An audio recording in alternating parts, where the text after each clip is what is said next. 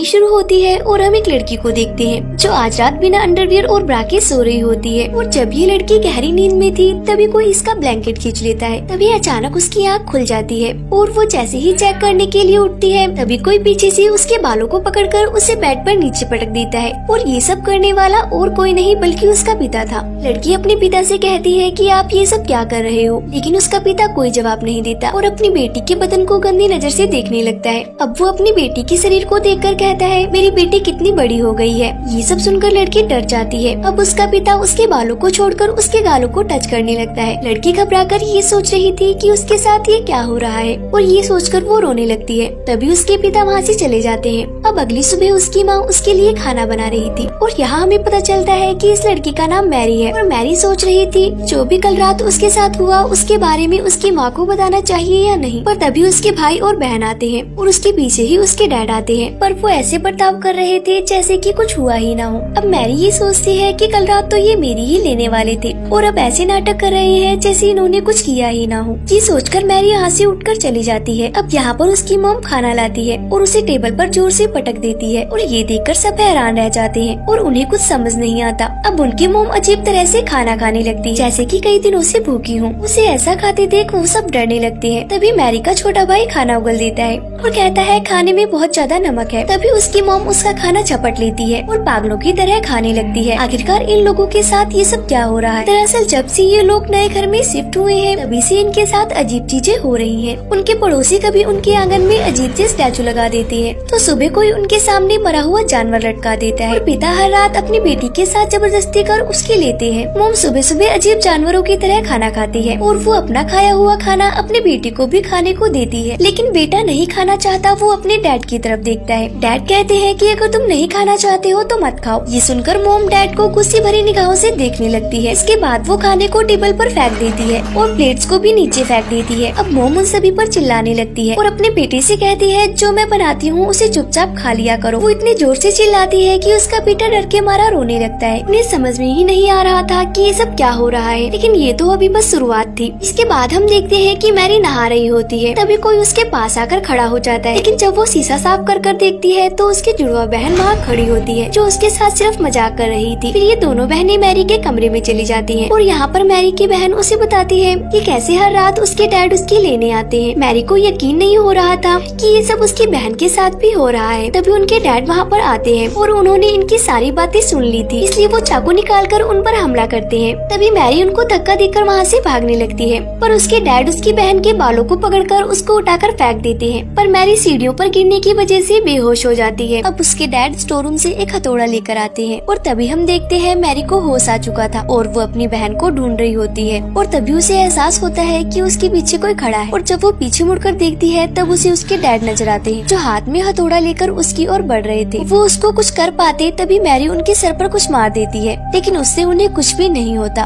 पर डैड गुस्सा होकर मैरी के ऊपर हथौड़े से हमला कर देते हैं, लेकिन मैरी नीचे झुक जाती है जिससे हथौड़ा दरवाजे पर लगता है। तभी नीचे से किसी की आवाज आती है जो मैरी के डैड की थी जो नीचे से ऊपर आ रहे थे। तभी यहाँ जो आदमी था हथौड़ा फेंककर दूसरे कमरे में चला जाता है। अब उनके डैड ऊपर आ जाते हैं। अब फिर से डैड को देखकर दोनों बहनें घबरा जाती हैं। फिर डैड दरवाजे पर लगे उस हथौड़े के निशान को देखती हैं और उन दोनों से पूछते हैं कि क्या तुम दोनों लड़ाई कर रही थी, लेकिन वो दोनों कुछ भी जवाब नहीं देती। जिसके बाद उनका भाई कमरे से निकलकर बाहर आता है। तभी मैरी कहती है कि तुम यहाँ से भाग जाओ। तभी वहाँ पर मैरी की मॉम आकर उस हथौड़े को उठाती है और उन पर हमला करने लगती है और वो काफी अजीब तरह से स्माइल करती है और टूटे हुए कांच के टुकड़ों पर चलने लगती है। नीचे से एक और लेडी की आवाज आती है और वो आवाज और किसी की नहीं बल्कि इनकी मॉम की थी। वो ऊपर आती है और उन सबसे पूछती है कि ये सब क्या हो रहा है, पर सब उन्हें देखकर डरने लगते हैं। अब अगले दिन डैड अपने भाई को घर बुलाते हैं जो एक चर्च का फादर था। फादर उनके घर पर आता है और उसको सारी कहानी बताई जाती है। रात में सब फैसला करते हैं कि रात को एक साथ एक ही रूम में सोएंगे, लेकिन आधी रात को छोटे बच्चे को टॉयलेट आती है और वो बिना किसी को डिस्टर्ब किए टॉयलेट में चला जाता है। तभी उसके जैसा ही दिखने वाला एक लड़का चाकू उठाता है और वो हमला करने ही वाला होता है। तभी उसकी नजर फादर पर पड़ती है और फादर को देखकर वो रुक जाता है। जिसके बाद सुबह फादर अपनी आँख खोलते हैं। इसका मतलब फादर की वजह से सबकी रात अच्छे से गुजरी थी और फादर इस घटना को अकेले नहीं संभाल सकते थे। तभी सारे सीनियर फादर डिस्कस करते हैं कि आखिर उस घर में हो क्या रहा है। फिर सभी फादर एक प्लान बनाते हैं और वो सब रात में एक कार से उनके घर में जाने के लिए निकल जाते हैं, लेकिन रास्ते में एक कुआं उन सब पर हमला कर देता है जिससे उनके उसकी कार का एक्सीडेंट हो जाता है।